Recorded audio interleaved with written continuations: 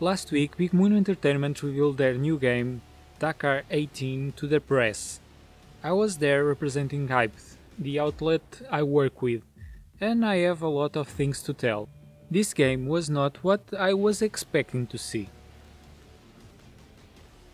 After the mediocre games with the Dakar brand launched by Acclaim at the beginning of the millennium, I do not recall seeing anything elusive to the same theme. Dakar 18 relaunches the idea and makes it with a bang. It's a massive open world. If GTA 5 has 100,000 square kilometers of map, Dakar 18 presents itself with an impressive 1800 square kilometers of map. This is so large that 60 square kilometers do not fit in the disk and need a subsequent free download. Do not worry, they are just areas of exploration that do not interfere with the game itself. It runs on Unreal Engine, and on the best rig where I could test it, the graphics were really good for such a big world. All teams are licensed with pinpoint representation of all cars. Also, the model of pilots is realistic and it is easy to identify their in-game representation. Sounds and visual effects also try to reproduce reality, with many details such as the exact angle of sunlight at each latitude. The simulation of reality is a permanent focus of the devs, as we can see by the landscape survey being made by satellite, and for small details like the presence of lots of landmarks and points of interest, such as the Nazca lines for instance. This was already impressive enough, but nothing prepared me for the hands-on. Before we sat in the back seats, the well-known pilot Pedro Bianchi tried to explain to us what this game was about. His enthusiasm already showed that he was not just a familiar face associated with the game. He really knew what he was talking about.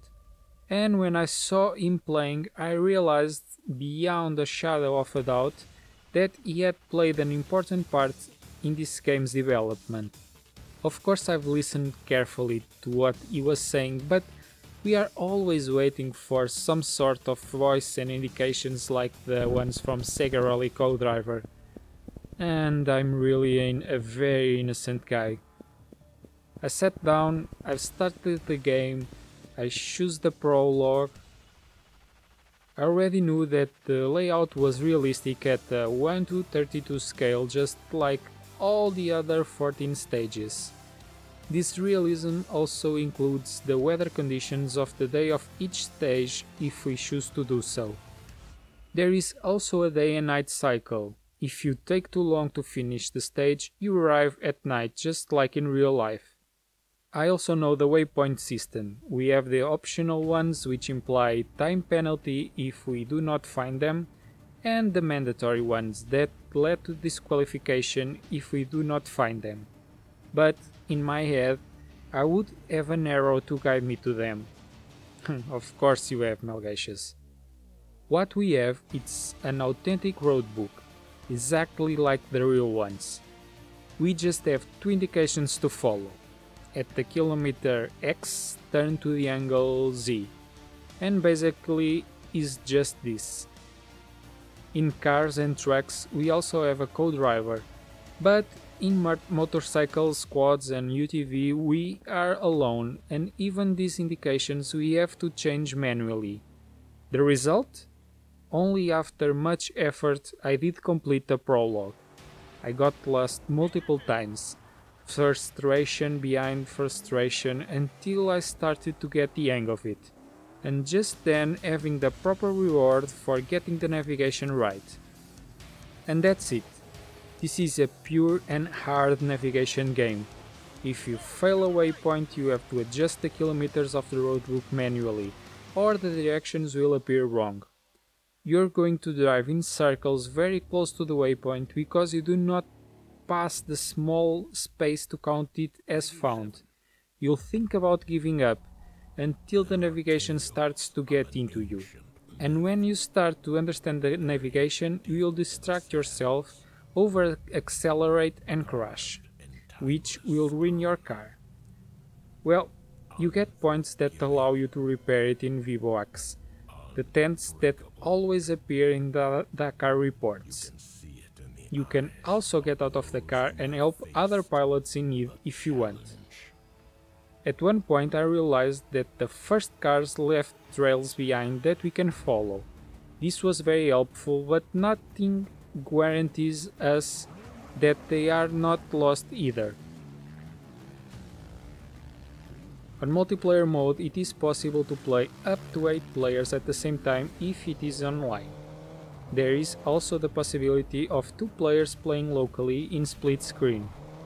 Although here the game becomes more of a mano-a-mano battle, realism was not going to be thrown out of the window.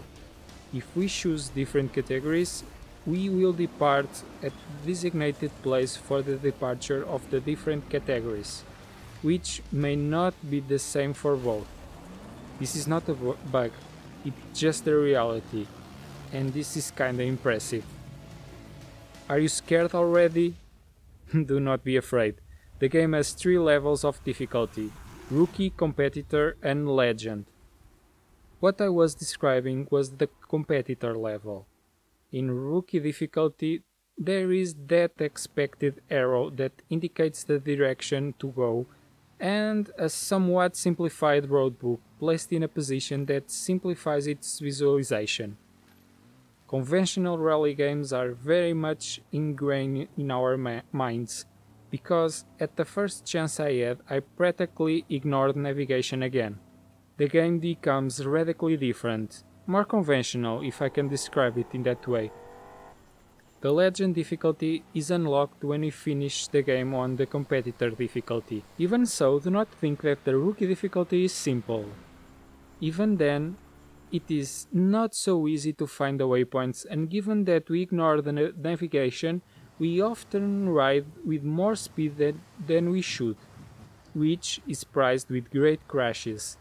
I even used excessive speed in zones where she was limited. Yes, they also simulated those zones and limitations. So, there is a game for everyone here.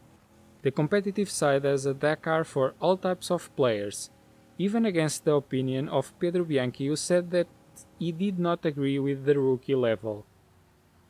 A giant world just to have the Dakar stages would be a great waste, so it will be included the Treasure Hunt mode, in which we will be provided with a roadbook that will lead us to a prize, probably for items with cultural links to the countries represented, Peru, Bolivia and Argentina. If you decide to explore freely, you will also find several Easter eggs, some even linked to Portugal. Well, it was too tempting to be ignored. You can also find football fields where you can play football with cars, or even motocross tracks to have fun with your friends. It is planned to be launched new free roadbooks for you to play new stages, and probably the modding community will have the tools to do its magic, although there is a possibility of only making new roadbooks. The game will be released on September 11 of this year and is now available for pre-order. As pre-order bonuses, it will include the pilot Harry Vatanen with a legendary Peugeot 205. Just enjoy it.